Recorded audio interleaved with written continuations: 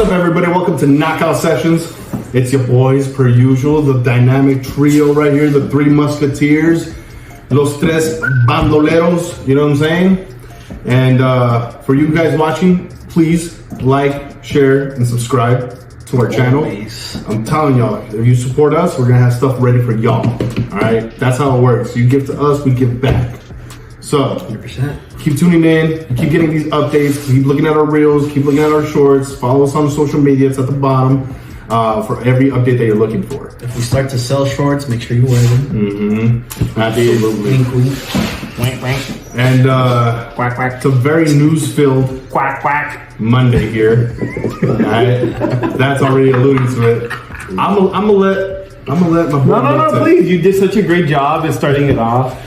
No one's heard anything from Julio all day. He's been radio silent. He's been waiting for this moment. Please, the lights and the camera are all on you, Julian. Announce what you gotta announce. Express what you want to express. Show me what you got. The tension's been building.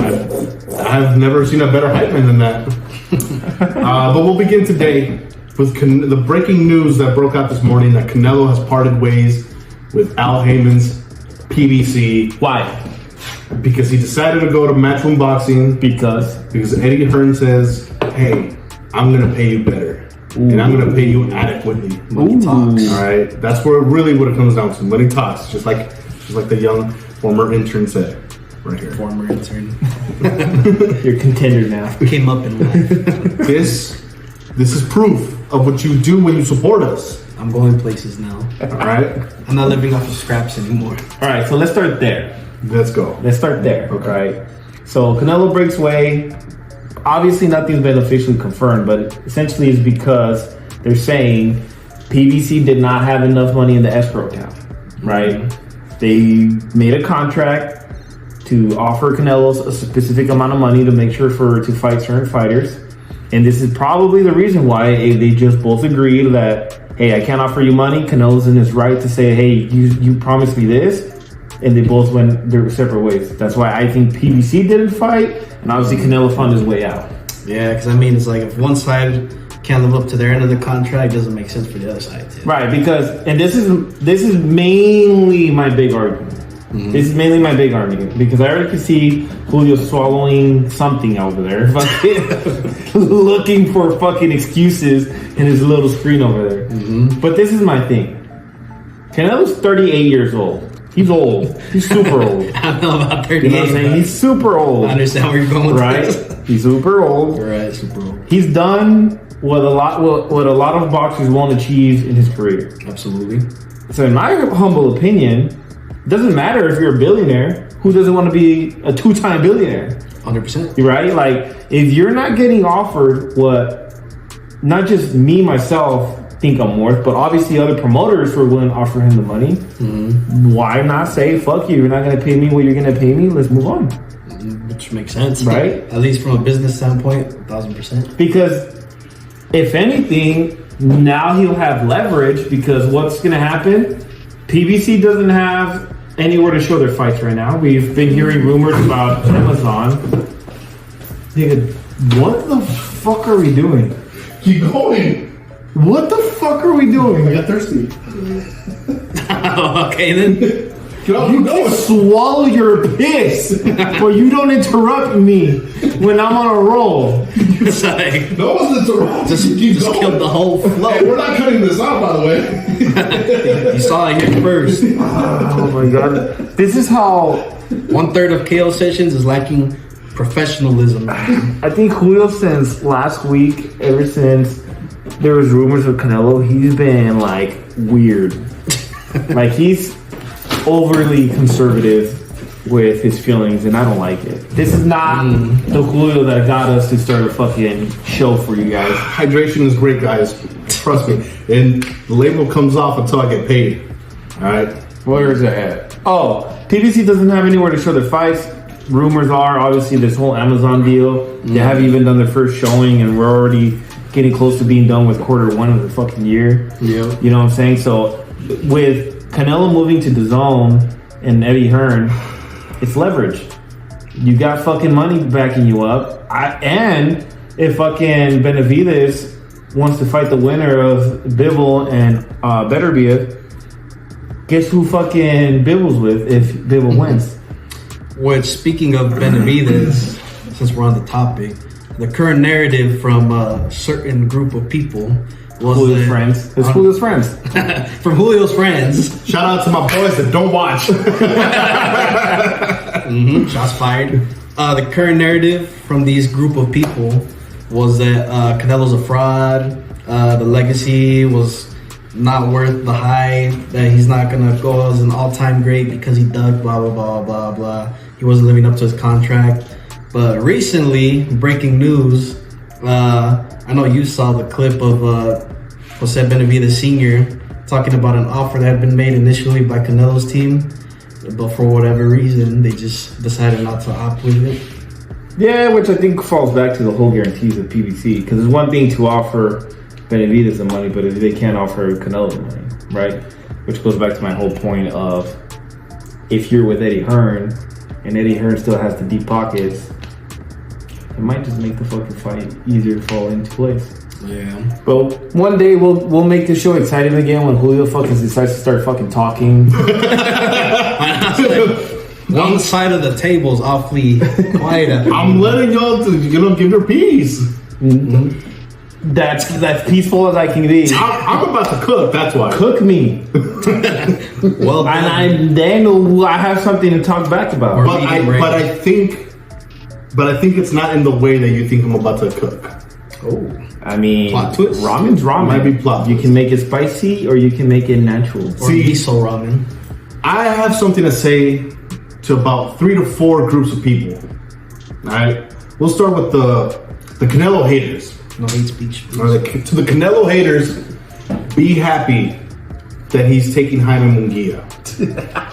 All right, we have finally gotten rid of the whole Jamal Charlo talks. It's done. It's Jermel. It's Jamal. Jermel is the undisputed. That's what I said. So, Jamal Hill.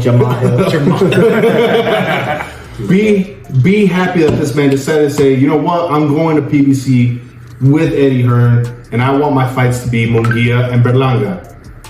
That's for the haters. For the lovers, be happy because he went to Eddie Hearn. Canelo's best fights have happened when he's with Eddie Hearn.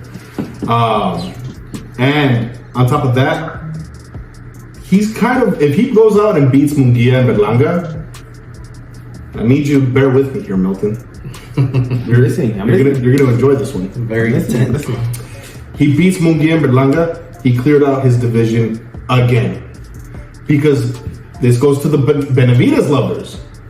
Benavidez is no longer a 168 pounder. Nope. From the moment he decided to sign and say, I want to go fight Alexander Bostic, he decided to be a light heavyweight. And that's fine because Benavidez is making his own case, he's making his own greatness. He decided that when I fight Canelo, I'm gonna have enough cachet to where I'm not gonna be a 5 million fighter. You know what I'm saying? And that's great for Benavidez. And that'll be great for Canelo too, because if Benavidez is bigger, more cash for Canelo too. You know? Not that Canelo needs it, but hey, he'll be proud of what Benavidez has gone and done, because he's at one point was saying, go out and make a name for yourself. To the Benavidez haters, I don't think there's a single Benavidez hater. Nah. Leva. There's no. He just thinks. Well, most of us think our buddy Leva, by the way, that Benavidez really didn't make a case for himself until last year. Mm-hmm. Everything before that was you were fat and you did drugs. And your nipples were ugly. And your nipples were ugly. It was your fault you lost the belt. So he basically answered the Benavidez hater part, by the way, so keep cooking. Yeah, so it's like, essentially the whole thing about Benavidez is that now you've shown it's worth the fight because you already had the belt. We always go back to the same thing. You already had the belt. This fight would probably happen if Canelo was really trying to become undisputed at 168. Clarify that. Now he's earned it. What do you mean by now he's earned it? Now that he fought Plant and now that Boo. That's what I'm saying. Now he's earned it. Okay. But anything before that conversation is like, it was just another name. Yeah, everybody talking shit about Well, Plant didn't deserve it. Well, Charlo didn't deserve, or not even Charlo, but the other fucking Billy Joe didn't deserve it. Colin Smith did it, right? And it's like, and I always have made the argument. It's like, yo, they were all in that weight class first. None of them decided to fight each other. Canelo was at 160. Holding the belts at the time. Yeah, and everybody was just fucking gatekeeping the belts. And now that fucking Canelo came, they held those belts even tighter. So props to Benavidez again. There's no hate that he's finding ways to continue with his career, finding ways to do things that Canelo hasn't, right? He fought Boo Boo, Canelo never did. He might fucking fight Benavidez first if Bibble loses. Canelo never has, right? Like, credit to him. Like, he's going to separate himself from the Canelo shadow, which is everything that we've all said that he should just do, and it just makes the fight even bigger. And then when the fight happens, it happens. Yeah. And speaking of which, here's my prediction. This is where I talk to everybody, the boxing fans. Just have patience. Maturing is knowing that Benavidez and Canelo is not going to happen in 2024. And that's fine. I get the hate, but I also get the long game. So in a perfect world, I'm about to paint the picture for you. Canelo goes and fights Munguia in May. It's great. Adds another name to his resume. Goes and beats Berlanga in September. That's great. Perfect tune-up. I've seen worse tune-ups than that, Tink. And at that point, now Canelo has beaten 2 younger cats. Which is kind of what I mentioned earlier, right? Yeah. If you think about the up-and-comers who might take over the division, it's Munguia, Berlanga, Pacheco, Moreno, right? Yeah. Like, those are the big guys coming up that you can see real talent from. If Canelo's taking out 2 of the fucking up-and-coming cats, especially the more popular ones, you know, because they... Berlanga's Puerto Rico's hope. Yeah, exactly. Yeah, Diego Pacheco is showing a lot of good signs, but it's obviously not as popular. He's not star power. Like, he hasn't... Like, him and David Morale will make one of themselves fucking popular enough, right? So, does David deserve the fight at 168? 100%. No one's arguing that. But there was a reason why Canelo did the PBC fucking contracts. Everyone knew 2 of those fucking fighters were going to be the Charlo brothers. The last one was going to be David. Or potentially throw Crawford in. That was after, you know... Handled business. Yeah, after Jamal's performance and the whole, you know, mind freaking issues that he was going through. You know what I'm saying? Like, no matter what, like, I hate the word duck because Canelo signed a 3-fight deal with the intention of fighting David. There's nothing you can argue that wasn't the end game. That wasn't the end game. Yeah. The issue now is the fact that PBC couldn't afford Canelo anymore. Which they have had history of that because Canelo stated that they still hadn't paid him all the way out for the Plant fight. Yeah. Yeah, like if even like Mayweather and Adrian Broner talk about this, like they're still getting checks for money that they're owed over the years. And like we're talking about both of those guys are retired and they're still getting paid up from fights years ago. Like I want to say like Thurman, I'm not saying this is confirmed. Thurman probably just got paid out for his fight with Robert Guerrero back in 2013. You know what I'm saying? And like if you talk to like Eddie Hearn and Top Ring, like everyone's always said that about PBC. They don't pay fighters up front. They give you residuals. That's what it is. The writing was on the wall. Yeah, the whole time. And it's like Eddie Hearn and Top Ring are one of the fucking biggest companies for that reason because they fucking pay you up front. And so and I think that's the reason why PBC fighters are loyal because they kind of have to. They probably get paid better on paper than most up and coming fighters with Matchroom, Golden Boy. But the leash is long. But the leash is fucking long. You know what I'm saying? Makes sense. Yeah. But and this is what I mean with the whole be patient part because if Canelo does his thing and he goes and beats Munguia and Berlanga, he adds 2 younger cats to his resume, like how you were saying. Benavidez goes out and he challenges and defeats either Beterbiev or Bivol. Now he has his own cachet. So when the fight happens, and in my prediction, it's going to happen in May 5th because the timeline is just perfect. May 5th of what? Or I'm sorry, May 4th, 2025. You got Canelo in May, then you got Benavidez in June. In June, you also have Bivol and Beterbiev. September, Canelo will fight. November, Benavidez will probably fight the winner of Bivol and Beterbiev. That gives enough time to marinate that fight for May. And so when it happens in May 4th, 2025, you're going to have 2 undisputed champions. And it's only... people think that Canelo ducking Benavidez is good for him. It's not, because really, Canelo's getting older. So he's kind of putting, just like Benavidez is putting his record and his hype at risk, moving up to fight Bivol and Beterbiev. Canelo's also risking prolonging his fight with Benavidez. Because when that fight happens, Canelo's going to be 34. Benavidez, I believe, is going to be 27, 28, around there. And he's going to be in the smack dab in the middle of his beginning of his prime. And if Canelo goes and beats Benavidez after beating Berlanga and Munguia, there's no more denying Canelo's greatness. There should be no question whatsoever.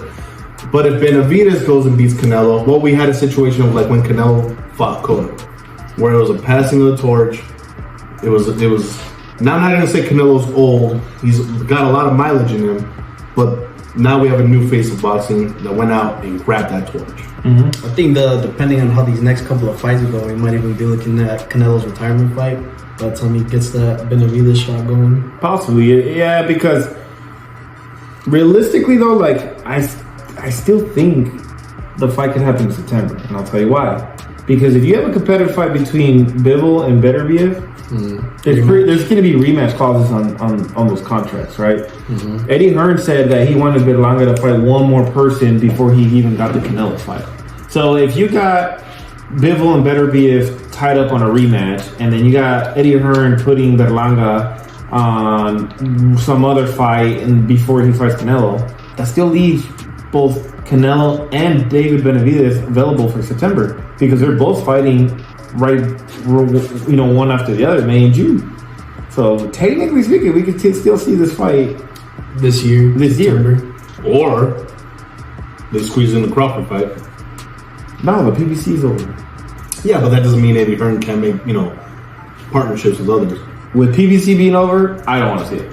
That was a fun fight in between to go to David. Yeah, I don't care for it no more. Well, isn't it? Bud is out of a contract right now, isn't he? He's a free agent. Yeah, but still. Yeah, it was more of like it'd be the cherry on top after a Benavidez fight or something. Or even before, like instead of fighting Charlo, it would have been a fun fight just in between, just to get ready for Benavidez. That's it. Bud's punching the air right now because he was waiting for that check to come in. Yes and no, but I think Bud always knew in the back of his head, I always have that undisputed shot with Charlo. Yeah. He can go and carve out his 3 division championship or undisputed championship, which is no easy feat. That's still a really big ass deal, honestly. I think right now the biggest winner of this is Jaime Munguia. That's true. Which is still not bad, because there's a lot of hype obviously around Munguia after that Ryder win. So it's like, can we sell the fight in May? 100%. Is it still an exciting fight? 100%. He just skipped in line. That's all it is. That's what everybody, especially since Munguia had not been campaigning at 168. He wasted a lot of time at 160, but it doesn't change the fact that if he would have fought David already, beat him, then Munguia went off and did this, guess what the narrative would have been now? He's ducking Munguia. Munguia's the next guy in line. Yeah, I mean, essentially what Canelo's going to be doing is it's reverse checking his list. Yeah. Because, like you said, if he goes and beats Benavidez in May, the next great hope for haters is going to be Munguia. He goes and beats Munguia, the next great hope is going to be Morel.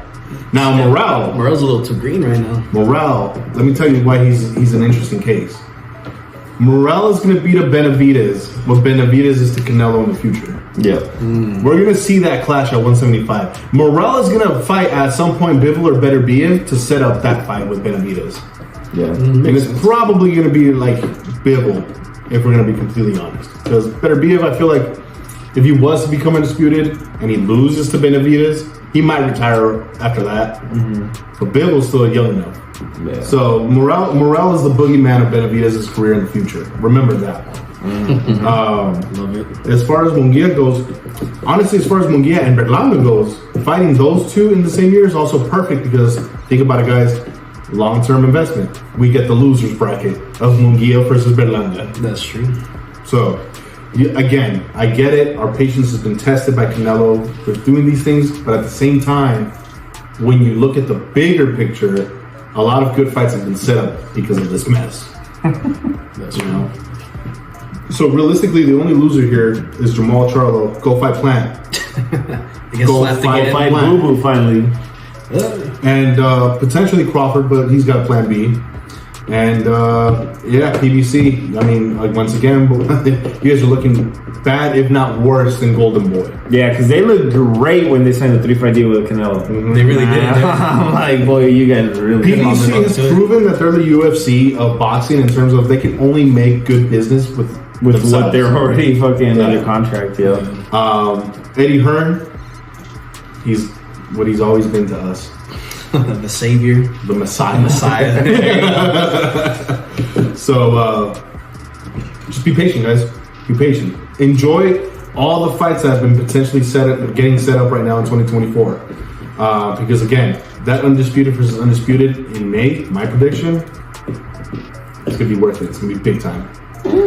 Now, as far as big time goes, we go from one boxing topic to another.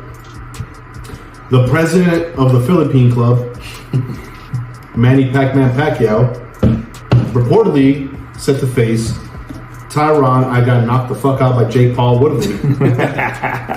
By the way, that's Julio's favorite boxer is Jake Paul. Just so y'all know, out there at home, when you're watching, this man loves you. I'm gonna tell y'all right now, I'd rather watch Jamal Charlo fight than Jake Paul. What I think is funny is that we started the year with, Mayweather, Pacquiao 2, and now suddenly we went to Tyron Woodley. What a big... I'm gonna be real. I'm gonna keep it a step with it. I don't think I was gonna plan on watching Mayweather Pacquiao 2. But now you're gonna watch Tyron Woodley? I'm not gonna watch that either. That bad. You're like super not gonna watch that. Like maybe like if I'm homesick with like COVID and I'm in like isolation and I'm butt naked with the fan hitting me, like, still wouldn't watch it. Maybe I'll watch the highlights. If it's the last thing on TV on earth, you know, just what do y'all think about this? Tyron Woodley? I'm not interested. I don't know why the president of the Philippines is even thinking of fighting if he's not going to fight anyone serious. yeah, I don't even think like Tyron Woodley would be a big enough name to even generate money like that either. To be I was gonna say, I mean, to be fair, I mean, we've seen the shit show that fucking Mayweather's been doing with these exhibition matches, but that's true. Again, there's a huge reason why he doesn't do those in the U.S. Yeah, I mean, Mayweather did something similar when he fought Logan Paul, but it's like that one was clearly a cash grab, so there's not much to say about that. Didn't fool me. Now, our only source of this, though, it is Tyron Woodley going on his Instagram live and saying that he's going to fight Pacquiao in 2024, so it could just be a jackass move on his part. He's trying to advertise his mixtape. It got you to talk about it. That's what I'm saying. So, like, it's just smoke right now, so there's really nothing to it. I actually am hoping that Pacquiao, if he's serious about fighting, he goes and does that other checklist that he made up of Tank or Ryan or... I'd rather see him fight Inoue. I don't know. I think Pacquiao's too big for that one now. Are you? Are you sure about that? What weight would they fight in? Fucking Logan and Mayweather weight. That's true. That is an exhibition, so... I don't think Inoue would stoop to that level. I mean, for the money and just to have Pacquiao's name on his resume. Be like Benavidez. It ain't about the money. All right. If it ain't about the money, don't be going. Yeah, I was about to cook y'all. I'm sorry. I'm not interested. yeah. Pacquiao, move it along. Go, if you're serious again, though, go fight. Go fight Ryan if he loses to Haney. I'll watch that. I mean, at that point, sure. You know, why not? Yeah. But and again, we keep the streak going. We mentioned Ryan, even though there's nothing to report about him. Absolutely. If you've been a long time watcher, you'll notice Julio that Ryan said, I am not mentioning his name again. yeah, before the camera started. We can't help it. It is what it is. It's just Deep down in our core, we are all 13-year-old girls who watch TikTok all day because we talk about Ryan Ice Top. I'm not shy to say I like Ryan. Yeah, I mean, I like him for what he is. I mean, yeah, that too, but I was talking about free smoke. Yeah. He's always about the smoke. Nothing else. It's funny how the pretty boy in the classroom is the one that wants all the smoke. For real, yeah. He's literally taking fights and nobody thinks he can win, but he's there. Yeah. He shows up, so. Shakur. Shots fired.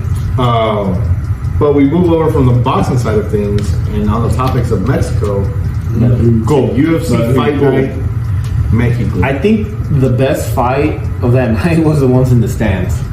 Oh yeah! Did you see Dana White's reaction to that? Yeah, he's like, "Holy shit!" Like security let them go. I've never seen that before. I think those were the best fights. Yeah, if we're gonna just talk about. No, there were some good highlights in the UFC. Before we get to the main events, Mexican stands roll deep. this man right here wants to give a quick shout out. Oh, let me get on the podium real quick. Mark my words, I will predict the future. I don't know if you saw it. I see everything. He sees everything, so he knows exactly what I'm talking about. Mr. Zellhuber, mark my words, he's the future of lightweight division. He's literally a little brown Ryan Garcia. He fights like a younger, more aggressive Israel Adesanya. He's still a little green. So he runs around what? Older Adesanya. Actually, he's a good counter puncher. Despite doing a lot of damage on his opponent, he didn't get overly excited and start, messing up. He stuck to the game plan. Super sharp, good head movement. He can take a punch. I think he's got what it takes to be a future champion. You heard it here first. He let off those rounds. He needed to. Absolutely. I saw this one fight and I was like, this is the guy. I'm buying into him. Mm-hmm. So I'm adding him to my roster of it's him and Aspinall right now. So Zellhuber, if you're watching him, support her right now. Yeah, I was the first social media influencer out here to openly support your cause. So. For you to follow him on Instagram, but whatever. Yeah, hopefully soon. We'll see. Well, let's get to the co-main now. Brian T. City Ortega submits Yair Rodriguez in the third round. Hey, look, let me say a couple things about this guy. One, he had a fucking rough first round, right? Absolutely. He looked like shit. Today. Yeah. Let me reverse a little bit. He had a fucking rough announcement. We almost broke his fucking ankle. Yeah, that one was kind of weird. He was literally jumping and damn near canceling. So he almost broke his ankle. Almost got his fucking ass kicked in the first round. Have you ever rolled your ankle that way? Yes. Do you know how scary that is? Like, imagine before a fight. I've been like 300 pounds, my boy. I know what that is. Like, it sucks. It fucking sucks. 300 pounds? Yeah. Brian looked like he saw a ghost when that happened. He's like, oh, this is it? I was literally pissed. I was telling my buddy when I was watching the fight, this dude's the Anthony Davis of UFC. He can't stay healthy for his life. Like, he can't even get a swing of punch before he gets injured. Yeah, I'm like, if you would have broken that ankle before the fight even started, I'm like, yeah, your career's over, bro. Yeah, like, everything was going against fucking Ortega. And his girlfriend's in the stand, his ex-girlfriend's in the stand. Who that's against the moves. Doing some questionable things with the rest of the roster. I will do my thing with her too. I mean, he did so. But beyond all of that, I thought this motherfucker looked so slow. Like when he threw a punch, he looked super lazy, uncoordinated. So either Yair was having a super off night, or this motherfucker was just fucking on it. Like, I'm telling you, everything was against him. He looked fucking awkward. He looked slow. He looked heavy. Brian? Yeah. I agree that his striking is a little awkward. Like, it was a little weird. Like, I he think, looked off. His form isn't there. He's been out for almost like 2 years. That's what I'm saying. Year and a half. There you go. He fights like basically once a year in the last 4 years. I mean, Nate Diaz was similar to that in his time, but we all saw what Nate Diaz could do. So Let me tell you about Brian though. Brian's his stand-up is a little underrated. He's got a good stand-up game. he's got a good chin. He's got a great chin. And when Brian's healthy and when he's got the confidence, bro, Brian's a nasty motherfucker. Like he can take out the best of them. Like there's a reason this guy challenged for the belt twice. Yeah. And he came close with Volk before Topuria, obviously. Like he's still bitter. Like and the funny thing is though that even in the stand-up he was giving some and he was taking a lot. That's what Ortega is when it comes to stand-up. And especially against a guy like Yair, you expect to take some. Yeah. But when you get to the ground on this guy, oh yeah, his ground game is. And what makes it funny too, it's like, I'm telling you, like he looked like a sloth. Like everything was like slow motion. Like everything kind of just fell into place. And next thing you know, this motherfucker had him on a submission. Yeah, he just has like random spurts where he just explodes. Yeah. But I'm saying, but it's like you see like someone like Pantoja like fucking twisting and turning and flipping and fucking all kinds of shit. And Brian was just kind of slow, but like he was just weaving his way to the titties. You know, he's methodical like that. That's why Brian Ortega is the nastiest jiu-jitsu practitioner, maybe outside of Charles Oliveira out there. Yeah, active. Yeah, like if like you said, he was probably shaking off the ring rust. He was probably scared of his ankle. I mean, he said himself it didn't really bother him once the adrenaline kicked in. Yeah. And on top of that, like I think Ortega just needed his confidence back.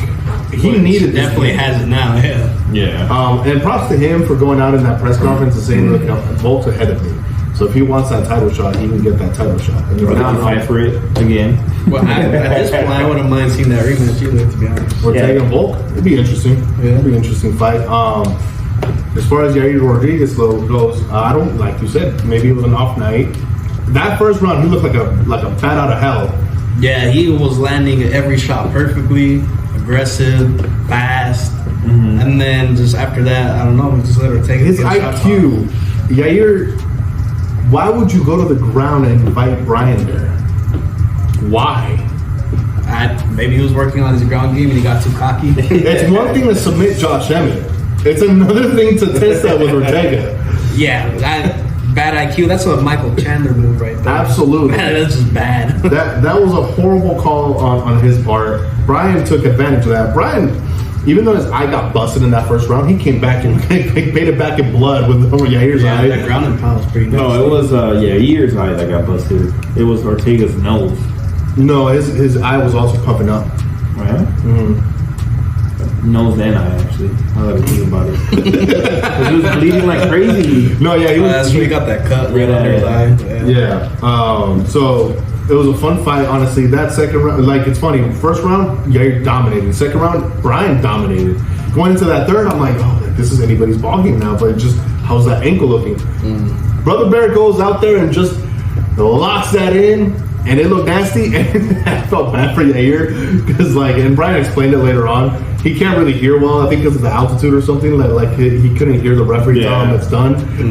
And I was thinking to myself, oh nah, he learned from the Volk fight not to let go. Yeah, he was fucking squeezing for dear life. Yeah, like, he almost killed his own homie. The ref was over there like, hey bro, chill. I called it quits. But I'm happy to see Brian back at 33. He needs to squeeze out the best years of his life. Out of his career, out of this, and whether it's featherweight or lightweight, Brian always puts on a show. I don't think I've seen a boring Brian fight. I will say though, considering the way that first round started, if he has a first round like that against Topuria, he's getting knocked out. Yeah, absolutely. Yeah, he can't be taking shots like that if he really wants to challenge for the belt. So we'll see. We'll see what happens. We'll get to more of the featherweight division in a bit because with Islam Makhachev and Topuria, how do y'all feel about that? Is I'm saying another short guy talking his smack, I will smash him. I want the short guy to smash him now. First of all, as a short guy, I take offense to this because us short kings out here already underrepresented as it is. The president of our club, Volk, got taken out. Hopefully Topuria can, fill those shoes, but as a short man myself, I will not stand for this. Because you can't. Because I can't. Give me a fucking footstool if I need it. That was passionate. Oh, it's personal. You guys know I got no love for Islam in the first place, but right now, you made it worse. It's worse. You made me a Topuria fanboy. Hope Topuria takes his head off. I will say though, I'm glad Ilia did come out and say, I want to get one title defense in before I go fight Makhachev. Most of these guys like O'Malley and Islam get like the belt and right away they go to Twitter and say, all right, I want the next man up in the division. Super fight. So I think Ilia going out and beating like Volk again solidifies him as, to any doubts out there. Or if he goes out there and fights, or fights Brian or Max, another feather on his cap. But Topuria versus Islam, I'm telling you guys, that's an interesting fight. Where Volk was competitive, I think Ilia, because he's younger than Islam and more explosive, can take advantage. I think for sure Topuria's best bet is definitely the stand up. I think if Topuria keeps his head on the swivel, and Islam is trying to prove a point or something, or maybe he got cocky after the Volk fight and tries to trade on the feet with Topuria. You know, Topuria has that puncher's chance where he could take Islam out. But I think if Islam doesn't risk it and just the ground game, he might just, you know, get control time. You know, basically Islam versus Volk 1 all over again. I don't know. You got a dude who wrestles bears and a dude who wrestles fucking bulls. Pretty even. Man, I don't know, my boy. Maybe he's just as strong, you know. They do call him El Matador, so who knows? pretty neck and neck. What do you think? Stand up. Topuria's piecing up Islam. No. I don't know. Islam's proven to be pretty sharp on the feet. Topuria's not a lot of guys out there can match Topuria blow for blow like that. No, I wouldn't say match him blow for blow, but we've seen that Islam's got some nasty fucking kicks now. So. Yeah, for sure. Which I think if you're Ilia, you're going to take note of that now. Mm-hmm. So that's props that favors him. As far as the wrestling goes, yeah, Islam is probably the favorite. Ilia's got some underrated wrestling. Dude's a Greco-Roman wrestler. Yeah, his ground game is top notch, bro. Like, I think he can. I don't know if he will be able to match Islam on the strength department like Volk is, because Volk is so stocky. Plus, he used to walk around with 200 pounds plus. So yeah, so pretty strong. but I think Topuria has enough experience on the wrestling to maybe either defend it or just stay clear of it. But plus, also not just wrestling, he's got jiu-jitsu behind him. That's true. That's true. So, but we do know these Dagestanis' bread and butter is their ground game. So who knows? But at what point? Because I think you said earlier, right, that Islam's playing a stupid game because he hasn't even defended his belt. Absolutely. Dude won it in October of 2022, and his defenses at this point are coming all from featherweights. So twice. and he's not giving Charles the opportunities. He did, but I mean, Charles, God bless Islam. He didn't give him the opportunity. He won the belt off of Charles. No, he's talking about the rematch. Oh, yeah. Where Charles earned it after beating Neil. Then he goes on and says, sorry, I've already dealt with him. I don't want him anymore. He wants Gaethje. But Gaethje, you know, is tied up now with Max Holloway. That fight is it's fun, and I'm happy it's happening. But that fight is such a roadblock for both of those divisions. Yeah, it really is. Because realistically, if the Volk rematch doesn't happen for Topuria, Max would have been next up. And then, again, Islam versus Gaethje would feasibly be next if it wasn't going to be Charles. So it's kind of a weird spot for both of them. Yeah, because now you're talking about it might even be relevant how Gaethje looks against Holloway. No matter what, he's next in line for that fucking title shot, even though I don't agree. Right? I think Charles should be next. Assuming if he beats Arman Tsarukyan, the same argument that we hear about David Benavidez being next for Canelo, it applies to Charles Oliveira. If he came off of nasty knockout against Dariush, and then, you know, if he has choking him, whatever. Yeah, or submission, something, you know. Against Tsarukyan, that would be a statement for sure. Especially if he beats him in a more convincing fashion than Islam did. There's no avoiding that, Islam. I'm sorry. And I think Islam knows that Charles, right now, because he is getting older, but skill for skill, Charles can match up with Islam. I really hope that fucking Charles doesn't look all rusty and out of shape and fucking, you know. We'll see what the fuck is up. And hopefully that cut doesn't bring any issues during the fight. If the fight were to end early because that cut opens up again, man, that would be the worst. And before we move on to PFL Bellator, I ain't gonna lie, this might be disrespectful. We didn't really talk about Berlanga. Touche, we skipped the whole boxing section. Yeah, we mentioned it. But, hey, you look good, man. Kudos to you for having your knockout power back.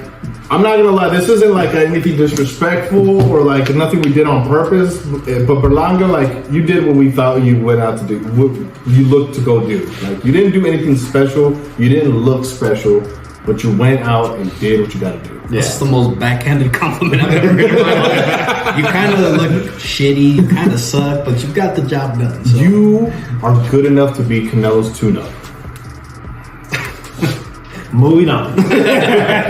Dude's like a Bilal Muhammad of boxing, low key. Yeah, at this point. But yeah, I kind of, it dawned on my head. I'm like, oh, we mentioned it, but we didn't really go over his fight. That's how noteworthy it was. It's because it was a slow start. You picked it up, you knocked him out. But it wasn't anything crazy, you know? So, I mean, kudos, bro. I mean, I know he needed a confidence booster. He was super excited. He was very emotional after he got called out knocked out. Canelo. Yeah, he called out Canelo, but, you know, like, he himself said I can that have shit one. was fucking with him. I can have one fight at 168, and I'm probably gonna call out Canelo after that too. Yeah. You know what I'm I don't saying? think I'll ever be able to make 168 again. That's like 100 pounds. But yeah, you know, kudos to you, buddy. We wanted to give you the honorable mention. Oh man! But moving on to something a little more exciting. I hope a lot of you saw PFL. I know UFC is the flagship; it's the thing in MMA. PFL Bellator was a fun night. I enjoyed watching it. Me too. I'm not gonna lie. Bellator dominated PFL on the head-to-head, 6-1. Clarissa Shields Got her ass kicked. got her ass kicked, but got that win. All right, she looked pretty content and happy with it. So kudos to her. Female Ortega move. Yeah, they gave her 29-28, 28-29, 29-28. Clarissa Shields split decision. Nice. Aaron Pico, Scratch. dude's a stud. Yes. Dude's a stud. So am I. Round 1 TKO in 4 minutes and 53 seconds into it. So literally just started. Yeah. So, dude's a stud. I can't remember. I thought I did something in 10 seconds. In 10 seconds. It was 5 seconds. And realistically, it was 3. So this guy had him beat by 1 second. So, Yoel Romero defeated Thiago Santos by unanimous decision. Soldier of God. Life is good when Yoel Romero wins. Would you not agree? Yeah, especially at his age now. It's fun to see that he still got it. And remember when he fought Nemkov? He looked fat. Oh yeah. Dude came back and looked better than ever. Like, he looked in I shape. wonder why. He's on that same Paulo Costa regime, you know? Got that the secret juice. Yeah. Secret juice. And, My secret stuff. You know, we saw Johnny Eblin. For everybody, for my diehard MMA fans, everybody says Eblin is the best. No one can compete with him. He looked a little sus. All right, he is not the best out there at 205. I'm sorry. Another noteworthy one, the one that I've been keeping near and dear in my heart, the pride of Fedor Emelianenko. Vadim Nemkov. Guys, I love me Alex Pineda. I love me Alex Pineda. I don't know what you want me to say. Sign the contract. But Vadim Nemkov is probably the most talented light heavyweight on the planet. Very bold statement from you, considering how you meat ride. Absolutely. Pereira to the wheels fall I'm not going out and saying that he beats Pereira flat out. Oh, okay. But I wouldn't be surprised if he beat Pereira flat out. You know what I'm saying? I don't know, man. You just the fact that how you're trying to flip flop but you don't know if you can because you don't know if it will. I'm not picking a side. We on this channel don't pick sides. Right? We are not biased here. When Canelo Benavidez happens, we all agree it's gonna be right down the middle. Taker versus Ghost. Who you got? Ghost? Frank Martin. No, I know. He doesn't pick sides.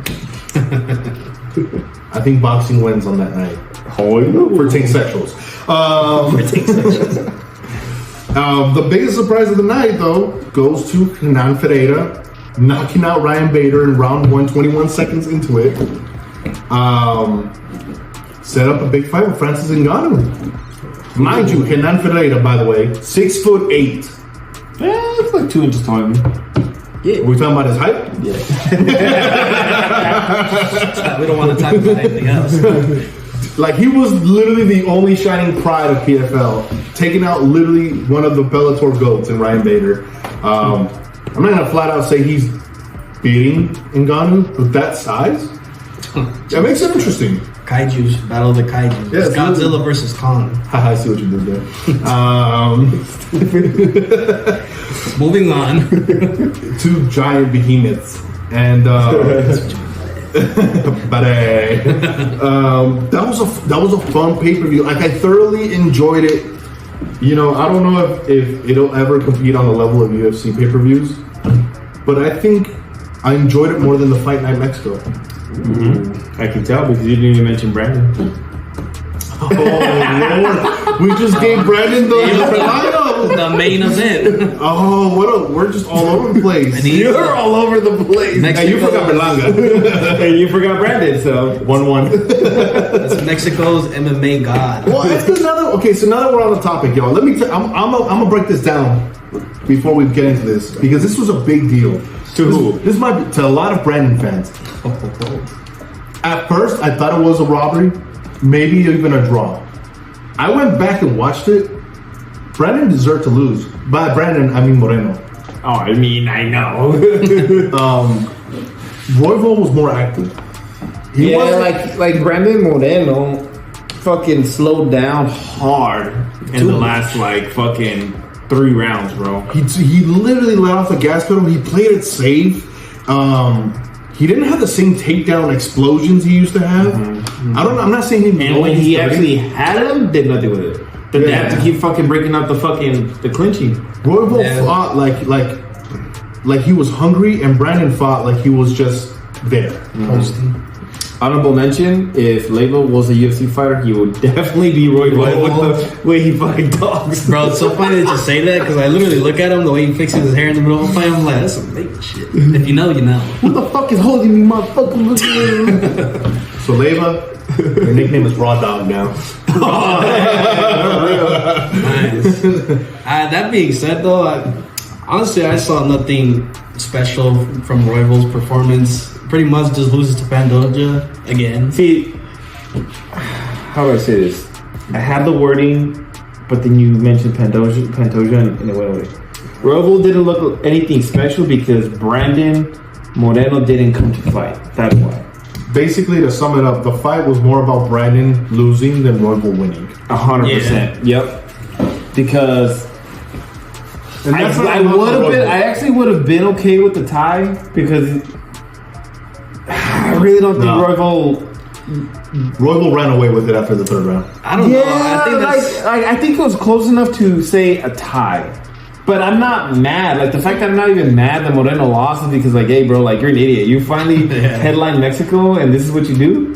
Yeah. But, see, at the same time, though, it's like, even though Royval had the activity, he didn't really do anything with it either. He was kind of, like, pillow hands, punches. That's the perfect way to say it, is that... Didn't even break the guard, you know? Royval is nothing special because Brandon didn't come to fight. That's it. I feel like part of it was, like, Brandon was, like, trying to do like some kind of counter punch style, like Moreno. Brandon Moreno. Let me clarify. He's trying to do like some kind of counter punching style where he's trying to lure in, Royval, but which is the reason why we saw round 1, fucking almost the whole fight, no one threw a punch. Yeah. Round 1 was hard to kind of gauge it because it's like you said, it was such a slow start. But Brandon seemed to be the more efficient puncher because he landed the better blows. See, efficiency doesn't always be activity. Brandon Moreno. Good call. See, that's what it's. I felt bad because like the way Bruce Buffer announced the winner by split decision, Brandon, and then you see Royval going like, "What the fuck?" But like, bro, you forgot. You're Brandon too. Like, even Royval doesn't consider himself the Brandon. I think it was just one of those fights, like you said, for Pantoja to just kind of gauge. Neither of them really are going to beat Pantoja at this point. Flyweight division needs a shake. Yeah. So what's the shake-up? There's 2 names that announced this weekend that are not retiring. Tony Ferguson. That's not a shake-up. I'm not done. There's another name. And Henry Cejudo. What if Cejudo goes back to flyweight? And I know he wants to go to featherweight. He's getting starched. Man, now's not the time to be making. If you go back to flyweight, go shake it up. Because there's hopes in Felipe Dos Santos, but that man You know you got gifted that win. He underperformed this time around. Unfortunately. We're fans of yours. But you gotta come harder in the next fight. You're still young. You gotta come. Elaborate. You gotta bust your best punches in the next fight. Because it wasn't pretty, buddy. It wasn't pretty. So we need more. Bruno Silva's coming on in the flyweight division. I like him. But that whole division is just, there's nobody that's beating Pantoja. Not anytime soon. Yeah, not at the moment. They need an Inoue, but the MMA equivalent. Well, that's why Silva or Dos Santos are probably the best prospects for that. Yeah, I have though. I missed it. And I'm sorry, that's not a knock on Brandon Moreno and Royval's fight. It's just, it was because you forgot about it. it was just not a fun fight. Let's be honest. Yeah, it wasn't. It was, for the kind of really the highlight of the night was the co-main, Yair and Brandon. 100%. I always thought that they should have been the main event. If I'm going to be honest, star power wise, I think Brandon Moreno, as far as like MMA casuals in Mexico, definitely. well, he's the GOAT, right? Yeah. So he's the current GOAT. Mexico for sure. Yeah. By the way, UFC opened up that Performance Institute in Mexico. That is huge. Yeah. They basically planted their flag to start getting those prospects out of Mexico. Yeah, we already saw Zellhuber. I'm on that fucking wave. Mark my words.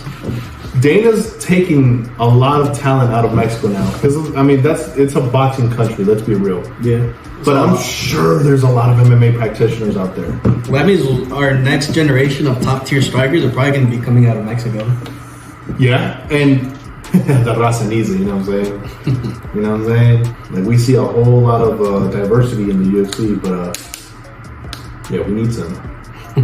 We know that there's the UFC's kind of been going in what's the word you would use, like waves, like this waves of. I got you. I got you. We had the African kings at the beginning of the 2020s. We had the African gods of Usman, Adesanya, and Ngannou. Then we had this surgeons of like Brazilians. No. Mexicans. Oh, okay. You know, we started seeing the Brandon Morenos of the world, the Alexa Grassos of the world win, Yair Rodriguez win. Now we're seeing the Brazilians coming on, like Paredes and the Oliveira's still there. You know, like Pantoja, Dos Santos, and there's still the mafia of the Dagestans. Yeah. They're always kind of lurking in the background somewhere. And they're coming on. You got Umar, you got Said Nurmagomedov in Bellator, which I'm so sad he didn't fight in that PFL card because steroids. Connor's onto y'all. He's literally openly investigating y'all. I'm not on no steroids. Not me. Islam Makhachev being current champ. You have Merab Valashvili, even though he's not Dagestani, but Russian. You have the surgeons. So, like you said, there's this carousel of diversity going on. But I feel like the Mexico one, and I'm not saying this like out of pettiness or anything. It didn't last too long because we don't have a lot of representatives outside of Moreno and Yair and Grasso. Which Grasso, you lost to Valentino, by the way. Okay, that rematch. Absolutely. I think the problem with the Mexico fighters that we did have that were coming on is that they're so focused in just certain weight classes, not as distributed as much as like everybody else had been. So hopefully now that we got this, new facility in Mexico, we're gonna Dana's excited. Talent. I bet you Brazil's swinging at the air. Brazil's been there since day one. They don't have a damn facility down there in Rio de Janeiro.